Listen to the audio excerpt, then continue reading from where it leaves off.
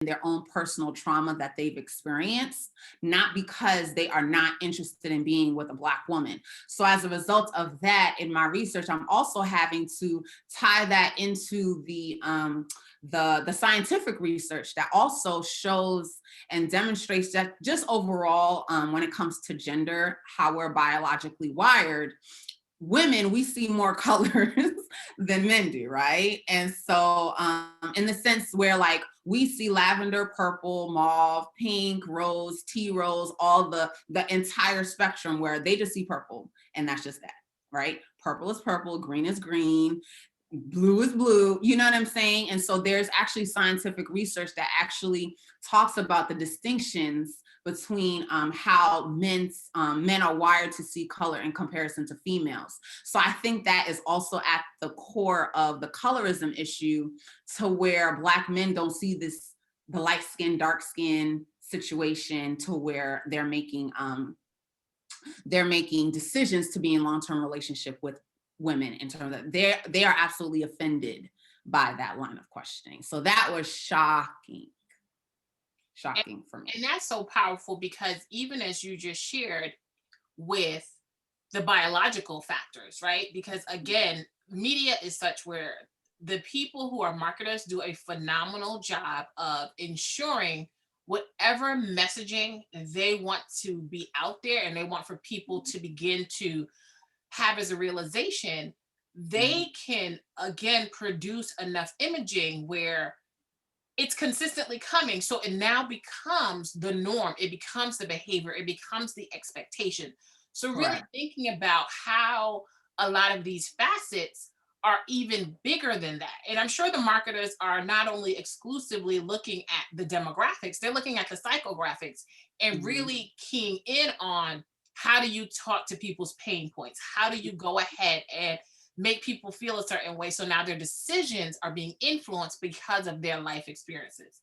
Mhm. As you have engaged in this research, what is it that you really want men to take away? What is it that you really want women to take away who read your research?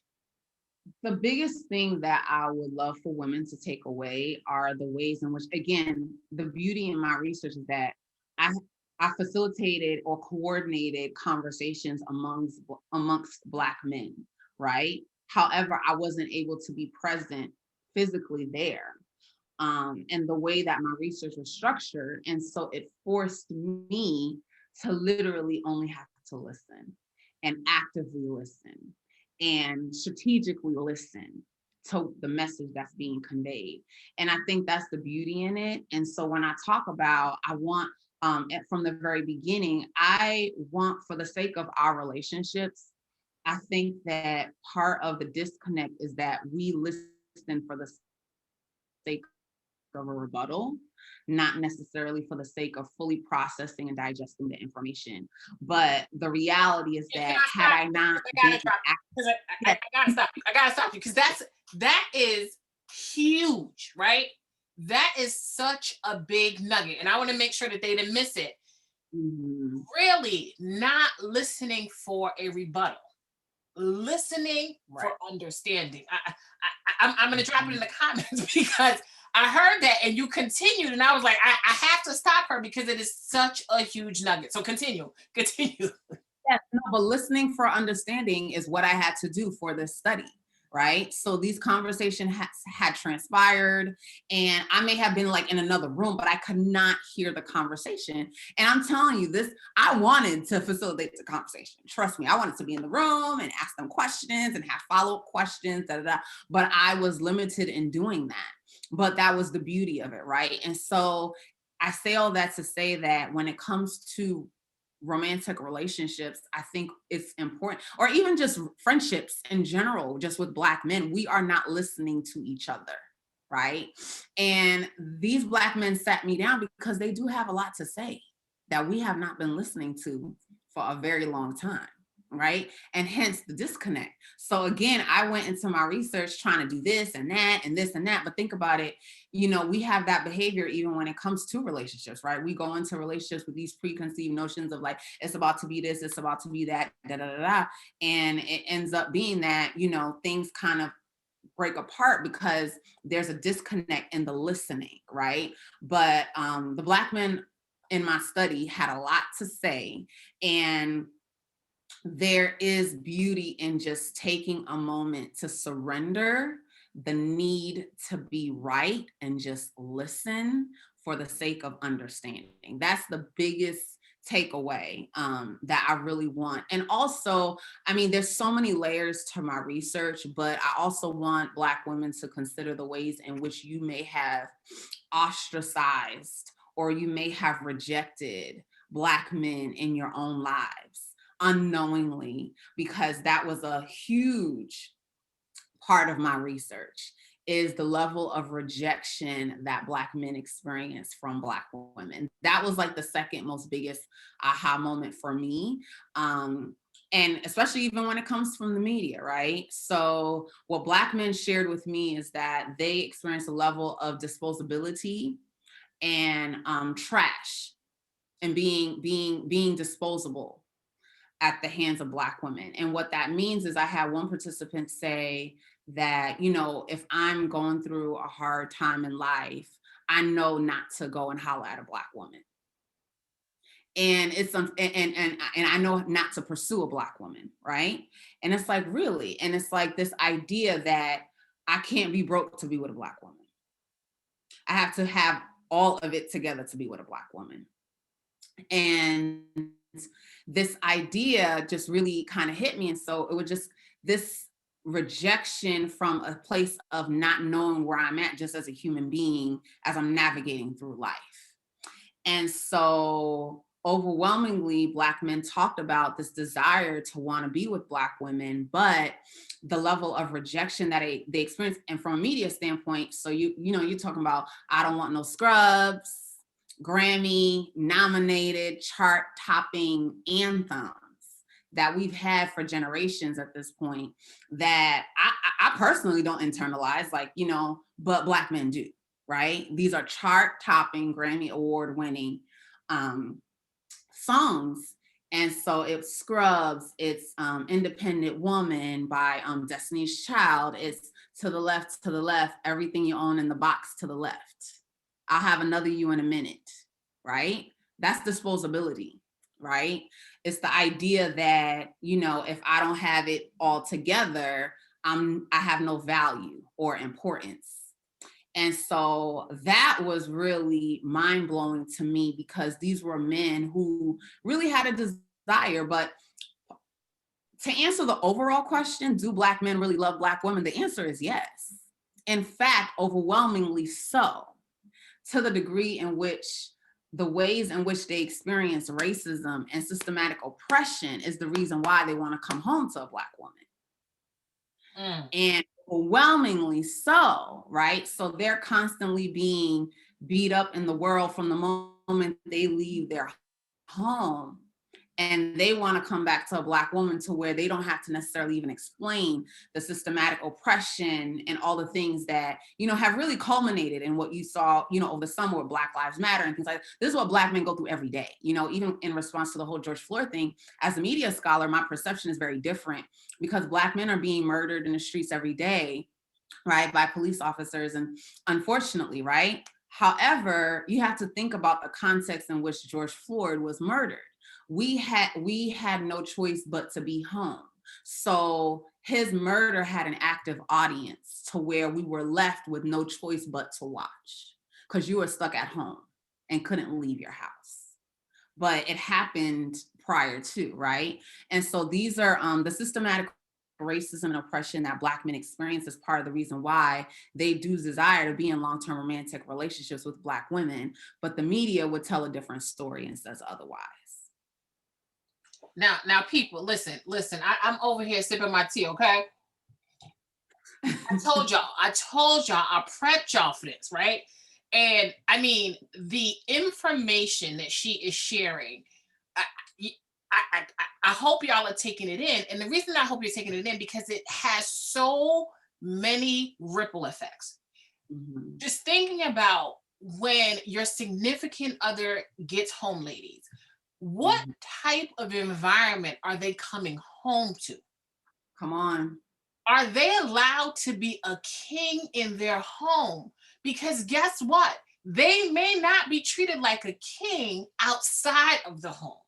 So, women, we have to ensure that when they come home, if no place else in this world, they are kings in their own home. So, I mean, the nuggets you are sharing are just so prolific because we can change the narrative. We have to change the narrative because Mhm. it doesn't need to just be a slogan. It needs to be about how are we learning? How are we improving in our relationships every single day, right? And that's why I'm so passionate about this work and making sure we have this platform because so many of us walk around with baggage, the things that you're holding up, and we don't know how to get rid of them. And I talked about this last week, you know, sitting on your suitcase because you can't even close it because you Right. have all this baggage, right? And when you have this baggage, who are you unleashing on? So, you know, you've shared these amazing things that you've learned, again, based on where you went into the research and where you are today. How has with the knowledge you've gained, the wisdom you've gained, impacted your relationship personally? So like I think that for me, it really just took a number on me, because I was, I'm very independent, I'm very much, I'm gonna do what I need to do. I'm gonna fly here, I'm gonna fly there, I'm gonna do, and all of that. But I think, well, actually, but before that, real quick, because I brought up the lyrics and I didn't want to forget. But the other thing, like, I love me some Beyonce. I really, really do. Let's be clear. I'm definitely a part of the Beehive. However, let's be clear, as much as the lyrical content of her music advocates for independence and doing your own thing and the disposability factor. Let's be clear that in real life, she is a married woman, period. And let's be clear that so is Kelly from Destiny's Child, and Michelle got engaged at one point. So, as much as we are internalizing these media messages of independence, sometimes the authors of them are not even living that life, right? It's just a song, right? But again, we have to consider the ways in which we are internalizing the lyrical content or the messages, whether it be in television or in the films, and really then bringing that to Black men. Because what Black men also share in my research is that what they experience is that Black women will internalize media messages and then enact or reenact that behavior upon them.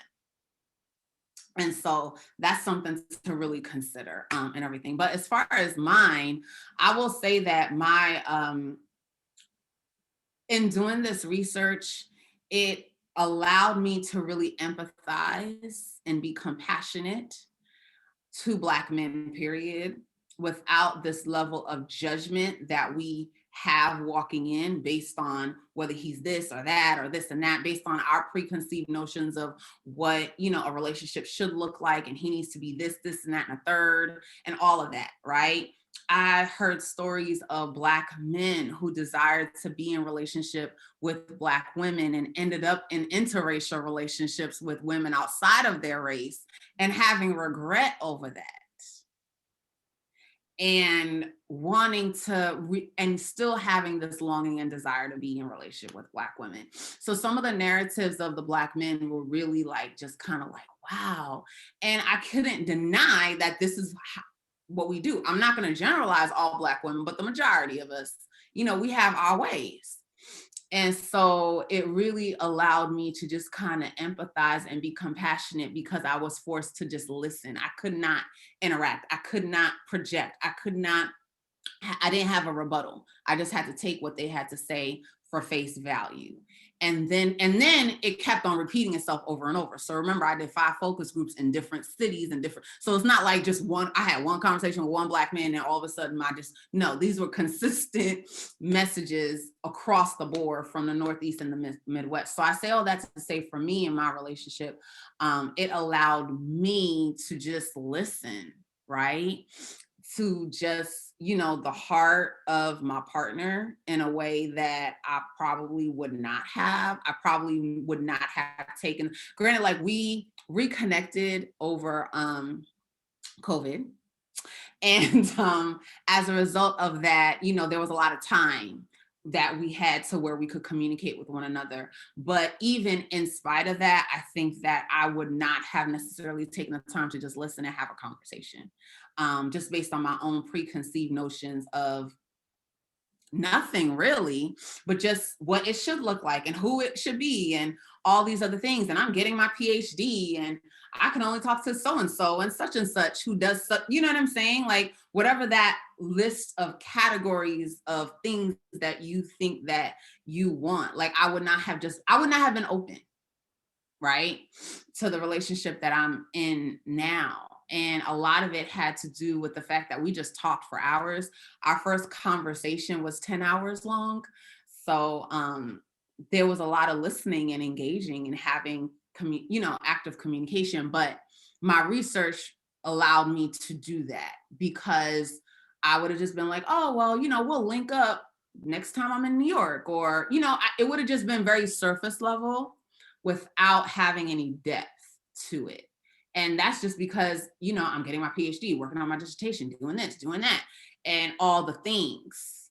Whereas like, I just ended up having a conversation with a friend, right? And so many times we're missing that, or sometimes someone just wants to be heard. And I find that in my research, Black men just want to be heard. And so fortunately for me, those early conversations in my relationship then developed into a relationship, right? And so for me, but the biggest thing was just actually listening, and being mindful to listen often as much as possible. And then subsequently, I think in my relationship that it's great that I just have a great guy, and he just allows me to be a woman and I don't have to have my cape on all the time or at all, really. Mm, So, mm. You know, yeah. that's powerful, right? Because as much as it's critical to ensure that you create the environment for your significant other, for your husband, for your partner to come home and be the king, it's equally important to ensure that when your wife, your girlfriend, your significant other is in your presence, you allow her not have to continue to carry the narrative that we hear in the media where we are superheroes, we can do everything, right? Because Yeah. when we get home, instead of wanting to be a leader and have on that cape, we just want to take it off. We want to get on some sweat clothes and just relax, right? So really recognizing the value of what your home needs to bring to you.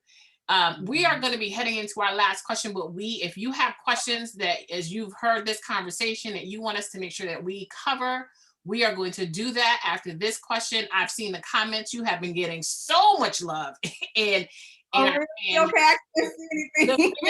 they are loving on you, loving on you. Let me just give some of this love, Okay. okay? It's too much love to give you before my last question, but I'm gonna give you some of the love, right? Just thinking about, what an interesting observation, thinking about, what it is, how they love your honesty, how they really appreciate the nuggets you're sharing, that they're passing this information on, that we both have to work on the narrative. And, that's coming from one of the brothers in our group. And really just thinking about how we continue to listen and the importance of listening. So that's just some of the love. You can definitely see all of the love, once we're done. Okay, I'll go. Sure, you are dropping those Okay. questions if you have any, and I'm sure many of your questions have been answered through this time together. You've definitely been sharing a lot of wisdom with us. As we begin to close out, this is the question that I have for you. What are you hoping actually occurs, or what is sparked from the work that you've done in your research? So I've started to think about the next study and what I could do. And so one of the things that I really want to do is just actually invite women to listen to what I heard, right? And to see if, my inner transformation journey, if you will, I don't know what to call it, if that resonates with them as well, right? And so that's one of the things that I hope to do in the future, right? So I have a lot of data. I have all these focus group conversations, but I would really love to have, just some girl time and some wine with some other women who are willing and open just to listen to the narratives of these amazing Black men who I really just honor in my research, because they were bold, they were vulnerable, and they were just honest, right? And so that's like the next thing that I would hope to do for my research. But the immediate next step is to actually defend my dissertation.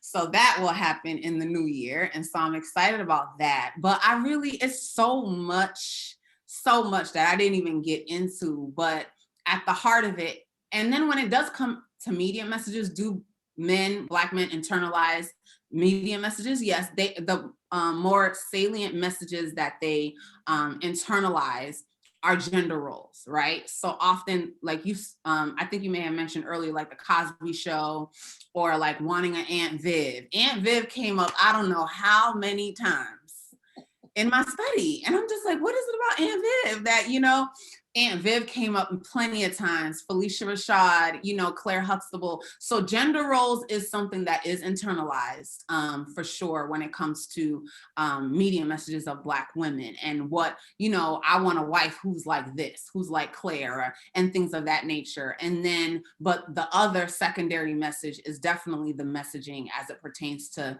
disposability and being trash, right? That Black men are just trash.